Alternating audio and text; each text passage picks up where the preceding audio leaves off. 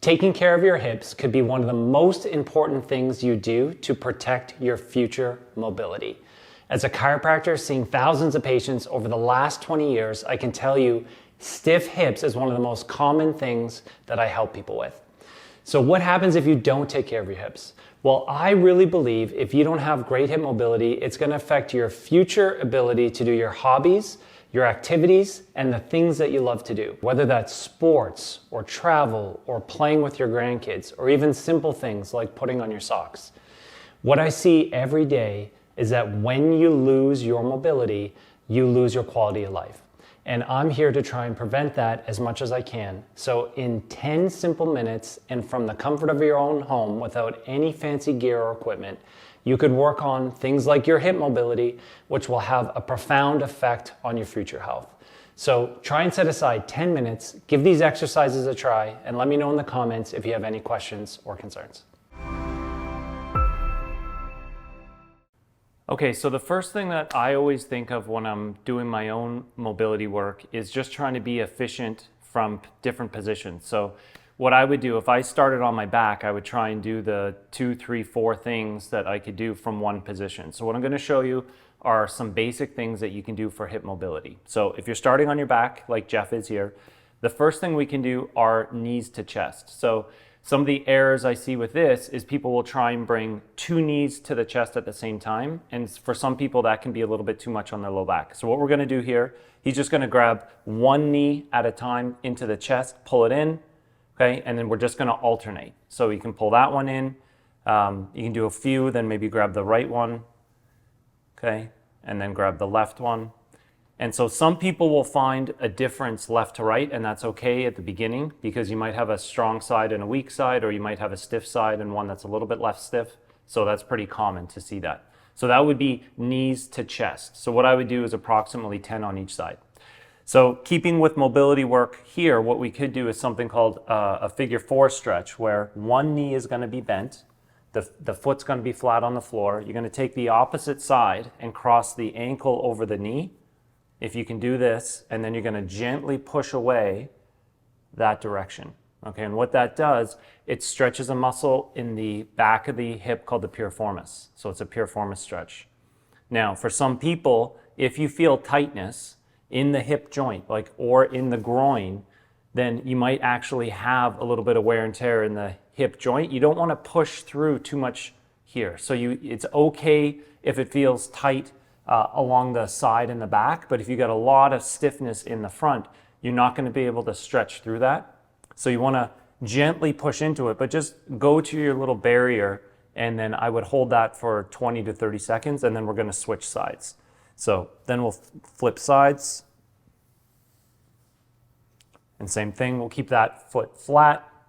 Now to get more of a stretch, if you couldn't feel that, you could bring this heel a little closer, and then again, just a slight push away. Okay, that's what we would call the figure 4 stretch. This is more for stretching the piriformis at the back there. Great job. Okay, now from this position, if we're still doing mobility work, I like to think of something called windshield washers. So basically, you're just going to be rotating the hips in and out.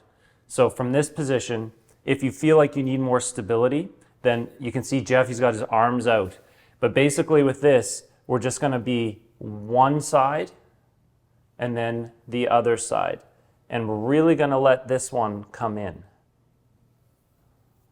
That side. That's it. And then back. And remember with this, you never want to push too much, right? That's it. That's great. So again, I would do about 10 on each side. Then if we move to something where we talk about stability, we want to talk about the bridge. The bridge is one of the easiest exercises that people can do for stability of the pelvis and the hip joint. So what the bridge is, what we're going to do, we're going to bring our heels close to our bum, and we're going to make sure that we're going to press with our heels here, okay? So what Jeff's going to do, he's going to press with his heels and try and get his pelvis up, and he's going to push up until you see he's nice and horizontal here. And then we want to make sure that all the pressure is on the shoulders, that there's no pressure on the neck. So that's really good. So he would hold that. What I like to do is do 1 of 2 things. You can hold this until it feels like you got to let it go, or you can do constant movement, but doing it very slow. So what I would get him to do if we're doing motion is to lower your pelvis as slow as you can, slow. Yep, keep going down, down. But we're not gonna rest. As soon as we get close to the bottom, we're gonna come back up, but go very slow, slow, slow. And then constantly pushing with the heels, okay? Constantly pushing with the heels, and then you should feel the tension right here.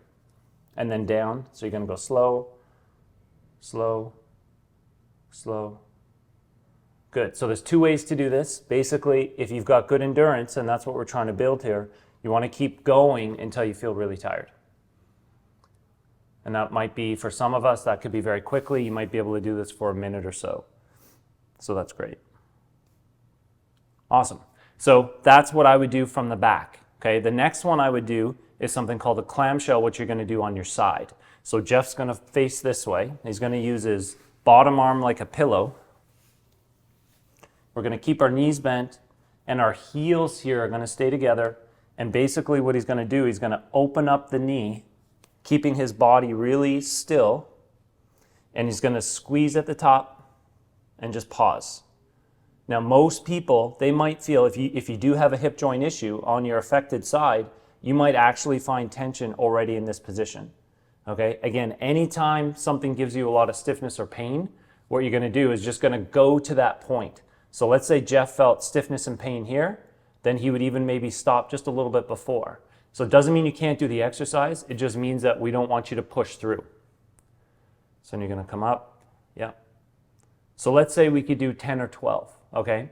That would be the basic version of this.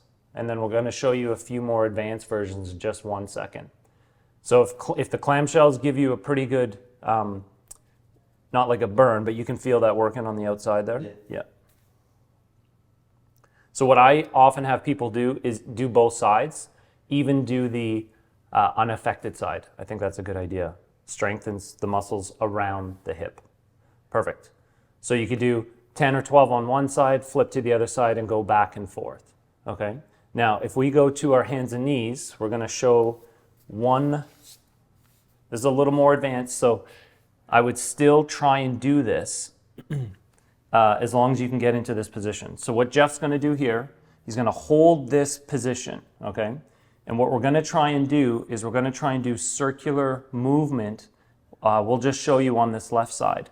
We're going to do circular movement with the hip. So what he's going to do, he's going to go nice and slow, and he's going to take the hip through the full range of motion. He's going to try and get it all the way up towards the elbow. And we're going to go both directions. Now, where most people, just pause there for 1 sec, but most people will feel a lot of stiffness in this exact position. So again, you want to get to the point of stiffness, but you don't want to do anything that creates pain. Okay, keep going. Good. And now what we want to do too is just make sure we're going to try and keep this as stable as we can. And even if it limits your range of motion a little bit, that's okay. And then that's going to come up as high as you can. There we go. And you're going to do both sides, and you're going to do both hips. Good job. Okay, now from this position, one of the things that we can do is we can do circles. So if Jeff just extended that left hip again, okay, go straight leg, bring this down right there, okay? Now from there, if you imagine that he just had a little pointer and he did circles, so you can do small circles each direction. Yeah, just like that. And then the other way. And what I would do, you're going to feel a little burn with this, and that's great. Okay, and we're going to show you this later, how you can do this on the ball as well, and then try the other side. So from this position, what he's trying to do is keep everything really square. You don't have to go very high up. And from that position, now he's really focusing in on the glutes here. And we're going to do some circles. Exactly. That's it. So you can go probably a little bit bigger there. That's it. Good. You can feel that? Yeah. Yeah. Now, the last thing I would show you is similar to the clamshell. If we go back on your side, facing the camera, use your arm as a pillow again. One of the things, we can also do circles this way. Okay, so if he straightens that leg, so you're going to straighten the leg, you're going to point the toe down. Point the toe down. There you go. and just make sure you're nice and square here. So you can bring that up. Now from this position, the toe pointed down, that really will engage one of the gluteal muscles here, and now you can do circles from that position. There you go. You feel that? Yeah. Yeah. So you would do both sides. Basically, I don't give people strict numbers here. So when I'm doing these myself, I basically just go as long as I can, and I do 2 on each side. So I would do circles, one direction. You can count, if you like, 5 to 10 maybe. Do 5 to 10 the other way. And then you would switch sides. And what I would do is do 2 on each side. And then what we've given you here, that's great. What we've given you here is a little routine that doesn't take very long. Doesn't take very long at all. But the benefits of this is that it's going to work on the mobility. It's going to work on the stability. And if you do it consistently, what you'll see is that you'll have less hip stiffness. And again, because the hip is such a pivotal joint, it can have a positive effect on the knee, and it can have a positive effect on the pelvis and the SI joint, and it can also really help with low back issues. So good luck with that. This is one of my favorite little routines for the hip joint, and I know it's going to help you a lot.